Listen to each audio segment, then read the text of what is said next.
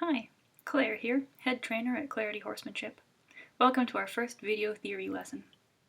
The first principles of equitation science is the best place to start. What is a first principle? First principles are the assumptions or concepts behind a scientific theory. Equitation science is based on a few different scientific theories, so we have a few first principles to look at. Understanding these gives you the theoretical base to understand everything else we will talk about on this channel. Today we will look at the first 4 first principles. These are what I call the horse principles, and they apply to any horse, trained or not. The second set of principles is those I call the training principles. They deal more with the specifics of training. We will look at those in the next video. Equitation science is not a horse training or teaching method. It is not copywritten like so many of the popular trainers' methods today. It seeks to define and study the parts of the relationship between people and horses that can be measured and defined. This includes learning theory, ethology, and biomechanics. Learning theory explains how horses' brains process information to learn from it, enabling us to train them more effectively. Ethology describes each of the behaviors that horses exhibit, allowing us to understand what is normal and how to care for horses according to their needs.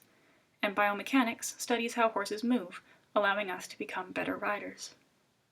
Some aspects of a relationship between horses and humans are difficult to scientifically define, like feel, trust, and respect, which are words often used in the natural horsemanship methodologies.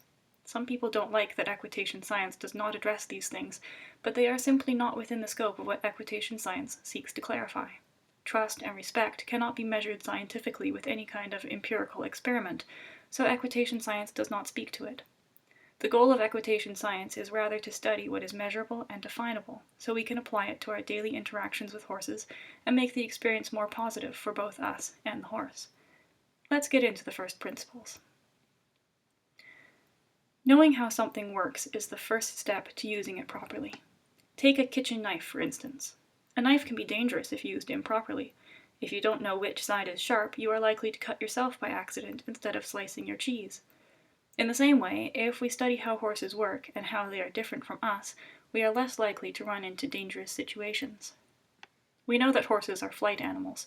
Their preferred reaction to fear is to run away. If they cannot run, they may freeze or fight.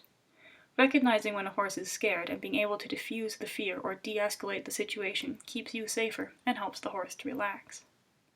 One of the biggest parts of planning my lessons is choosing which student gets to ride which horse. Matching rider ability and personality to horse training level and temperament is very important for safety. Ensuring the horses are tacked up correctly and the arena is clear of hazards is also part of my job. Lastly, confusion worries horses. When a rider gives an ineffective cue or conflicting cues, the horse becomes confused, and this can build up into frustration and unwanted behaviors like aggression, ears back, biting, kicking, bucking, and many more.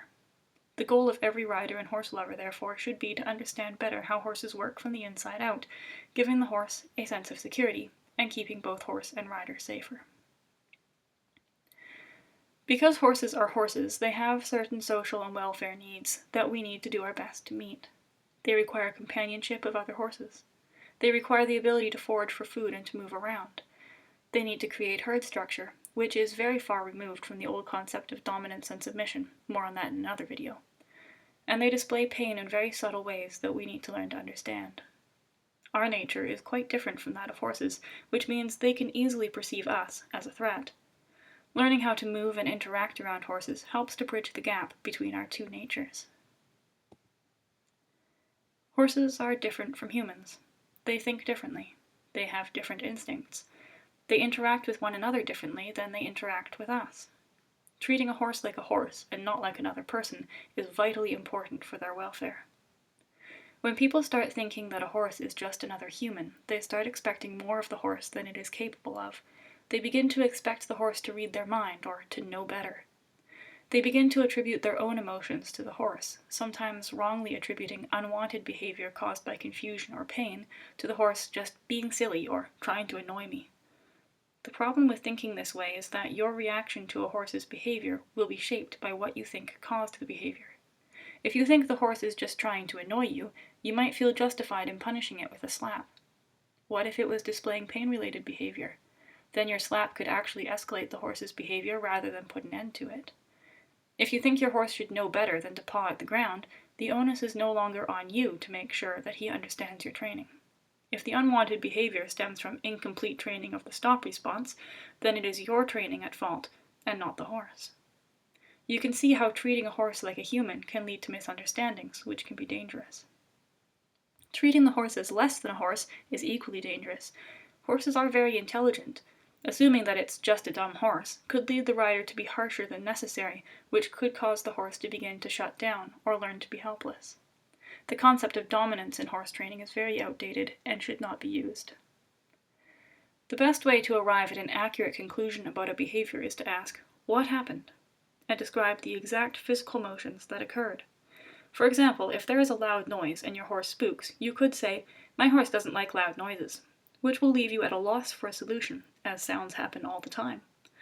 Instead, try, there was a loud noise, and my horse sped up 3 steps and turned left sharply 2 steps. Now the solution is obvious. The horse sped up and turned when you didn't ask, so you simply slow down and turn back. Understanding your horse's level of arousal is very important in training.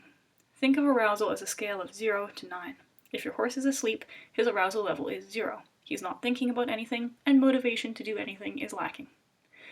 If it feels like you are flying your horse like a kite on the end of your lead rope, he's at arousal level of 9.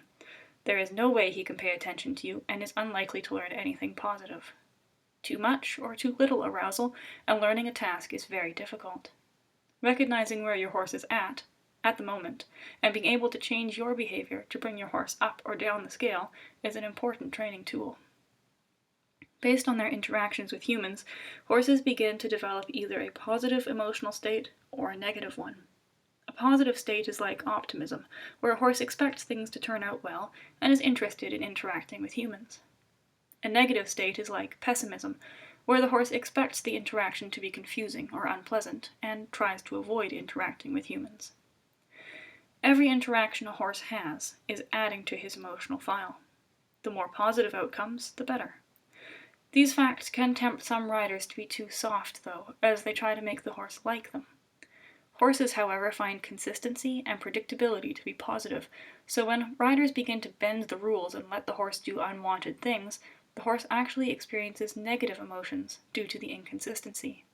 Being firm but fair is a good way to think about contributing to a horse's positive emotional state. Those are the first 4 of the 10 first principles of equitation science. Those are what I call the horse principles. They relate to any horse, trained or not. As you can see, Andrew McLean, who essentially started the discipline of equitation science, says that horse training is not a magical process, it is a systematic science. In the next video, we're going to look at the next 6 of those first principles, which relate more to training horses. Thanks for joining me.